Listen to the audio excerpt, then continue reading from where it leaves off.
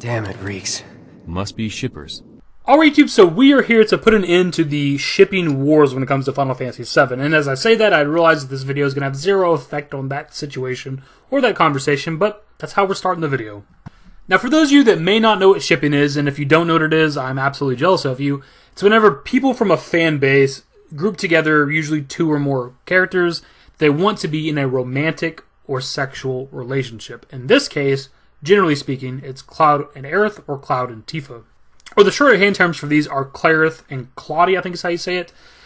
I hate that I'm even saying this shit, like recording my voice saying these terms. But that's what it is. Now at surface level, this seems like it could be harmless. Like whatever. You think that Cloud and Aerith should be together? Fine. Whatever. You think Cloud and Tifa should be together? Fine. Maybe you want Cloud banging Barrett or vice versa. Barrett banging Cloud. Whatever. Problem with this is a lot of times it gets like personal where people are like attacking each other on social media, arguing, and like if you're not a Clerith believer like I am, then I fucking hate you and I hate Tifa too, and shit like this. That's how serious it gets. I mean, these are presumably grown adults, and look, I'm not one to bash on people's hobbies. I got my own strange hobbies too, but these people are creating like Twitter accounts specifically for this shit, right? It's got a picture of Aerith or something as their profile picture, and they're spending the time like to tweet out every day how much they think Cloud and Aerith should be banging, and arguing with people who are Cloti fans and shit. Like, it's just weird to me. And vice versa. I'm not just hating on the Clerith people. Cloti people do it too. But it's just weird. It's just strange to me. I can't grasp my mind around it. Oh yeah, we're going to have an adult conversation about this shit today. Now, part of why I wanted to talk about it is, for one, I see it all the time on Twitter. Just the mutual people I have that I follow, they're always liking and sharing this stuff, sharing shit from these accounts. But also, I've talked about it before on my channel. It's been some years. I couldn't even tell you what video it was. I mentioned in passing in a video about how like Cloud and Tifa are meant to be together. And I just got like bombarded by, I guess, a bunch of Clerith people or something. I don't know what was going on. I didn't know what this shit was back then. Before we even get into the actual video, obviously we're going to talk about some of the stuff within the games and the lore, but also my opinion on the stuff. My opinion right out the gate, for starters, is if you're one of these people who's doing this shit like all day long, like go outside, get some sun, get some friends. Like, why are you doing this to yourself? Why are you spending all day on social media trying to argue who should be taking Cloud's penis? And ultimately, it doesn't matter what you want or think anyways, because that's up to the developers, and all of them kind of have a say in stuff that happens within the story, right? But generally speaking, it'd probably be like Nojima. He's the scenario writer for a lot of the Final Fantasy games. Like, it's kind of up to what he wants to do for the most part. Now, as I mentioned earlier in the video, I believe that Cloud and Tifa should be together, so I guess that would put me on Team Cloti if I'm one of these shippers. I'm not, but if I were to group myself, I guess I'd be with them.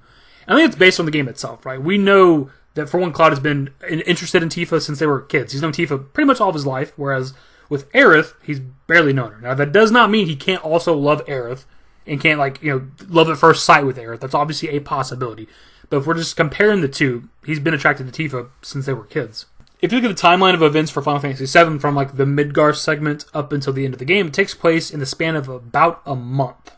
The game starts in December of the 7th year, and it concludes sometime within January of the next year, but the first thing that happens in January of the 8th year is Diamond Weapon attacking Midgar, and that's after Aerith has already died. So Aerith died sometime within December, so that means Cloud and her really only had a couple of weeks together. Now again, this does not mean they can't fall in love with each other in the time frame. That is, of course, absolutely possible. But something I think people seem to be ignoring here is Aerith's feelings for Zack.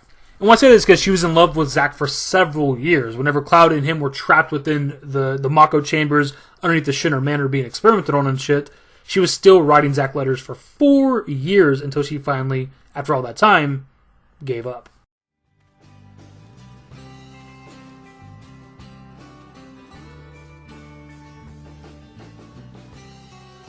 How are you?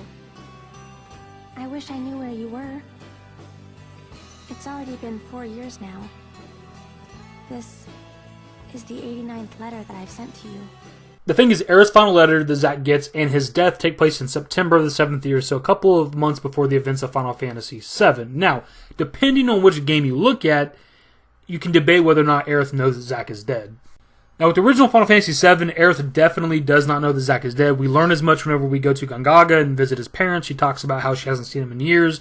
Maybe he's still out there. He was kind of a ladies' man. Maybe he found somebody else. But the point is, she definitely thinks that he's still alive, or at least potentially alive. Now, at the ending of Crisis Core, it's definitely implied that Aerith knows something bad has happened. Now, whether or not she knows that her boyfriend, Zack Fair, is dead, that's up for debate. But she definitely senses something's messed up. It starts raining the church. And then it kind of hard cuts to Zack's death scene, so it seems to imply that the two are connected. Again, whether or not she directly knows that he is dead, up for debate. Now, going back to what we were talking about previously, Zack dies just a couple of months before the events of Final Fantasy VII, and I refuse to believe that the character of Aerith, who feels as deeply as she does, loves as deeply as she does, would just flip a switch whenever Cloud comes along. But that also kind of comes down to whether or not she knows Zack is actually dead. She hasn't heard from him for several years, and then he dies, she knows that he's dead. It's been a few months after that, she's had time to maybe mourn. Then she meets Cloud, she can maybe fall in love with Cloud. But even if she knows Zack is dead, that does not mean that she would stop loving him, and maybe she wouldn't want another boyfriend. There's plenty of people who get into long-term relationships or with somebody for several years, maybe a lot of years. Their significant other dies, and they just never get with anybody again. Now, when it comes to Remake specifically, it's never implied that Aerith thinks or knows that Zack is dead. You think that given the knowledge that she has in the game, she would know one or the other. They never put that across anywhere in the game.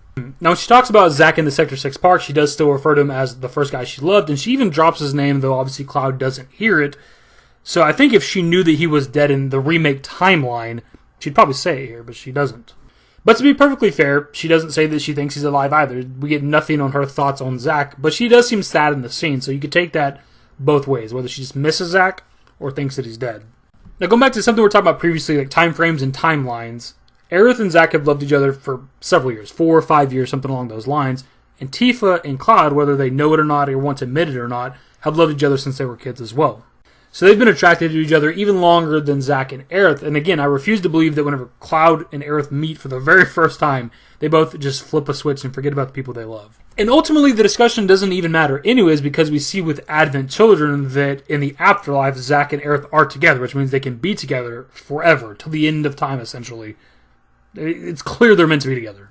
Even if that means in death. And also, we gotta put it in here, so to speak, but in the original Final Fantasy VII, Cloud has sex with Tifa. And unless he wants to swim down to the bottom of the pond that he put Aerith's body in, he ain't having sex with her. The way I've always interpreted things is that to some degree, Aerith is using Cloud as a replacement for Zack. Now, this does not mean she doesn't also actually love Cloud. But let's be honest here, he takes on the personality and mannerisms and memories of the guy she first loved. That couldn't be more obvious to me. She falls in love with that version of Cloud. She's not around whenever Cloud gets his actual memories back and realizes he's not who she thought he was. She fell in love with a fake version of Cloud. She fell in love with Cloud who thought he was Zack. She never knew the actual real Cloud Strife, so their love cannot be true. Which is why I think the devs since Crisis Core have always leaned into Zack and Aerith. It's Crisis Core, Advent Children, and now at the ending of Remake, whenever Aerith seems to sense Zack. Whether or not Zack is alive, it doesn't really matter because they're going to have a meeting. Whether Zack is still in the live stream, dead, alive, there's going to be some sort of meeting with Aerith and Zack at some point. They wouldn't bring him back otherwise. And of course, with the ending of episode intermission, we see Zack going to the Sector 5 church because he wants to see Aerith. That's his girlfriend. I don't know if we know yet, based on Crisis Core, whether or not he knows that it's been 4 years. I don't know if he got that letter from Aerith like he did in Crisis Core. We obviously don't know that. But he still obviously is looking for Aerith. He still loves Aerith. And they're not going to give us all this without some sort of payoff eventually. Here's my thing with this. I can completely understand if you want certain characters to be together. But the thing is, on both sides of the camp in this particular conversation, they're always trying to use facts to prove their side. And if you've played any part of the FF7 compilation, outside of the original, because it's kind of ambiguous how Zack and Aerith feel about each other, but if you've viewed and played everything else in the compilation, it couldn't be more obvious that Aerith and Zack are meant to be together. And I think what I said here towards the end of the video is the real nail in the coffin, that Aerith never really knew the real Cloud, so they can't really be meant for each other. Those are my thoughts, my dudes. This video ended up being longer than I planned. I didn't even expect to put this much effort into it, but here we are. Pass off to you guys. With some civility, whether you're Team Cloti, Team Clerith, or Team Don't Give a Fuck, what are your thoughts? In terms of like meant to be together, romantic relationship, are you Team Cloti, Team Clerith, maybe you're Team Bloud? Or would it be like Clerith? I don't know. Do you want to watch Barrett and Cloud bang? I do. Other videos, that's the video. Hopefully you enjoyed it. If you did, give it a thumbs up. Subscribe to the channel if you guys aren't wants to do more Final Fantasy VII Remake content. Turn on notifications. Follow me on Twitter, dashingdavidYT. I'm on Discord. Links to social networks are in the description and in the outro. Later, guys.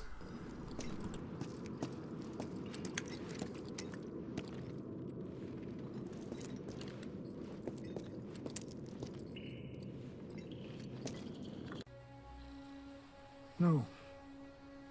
No, I don't think I will.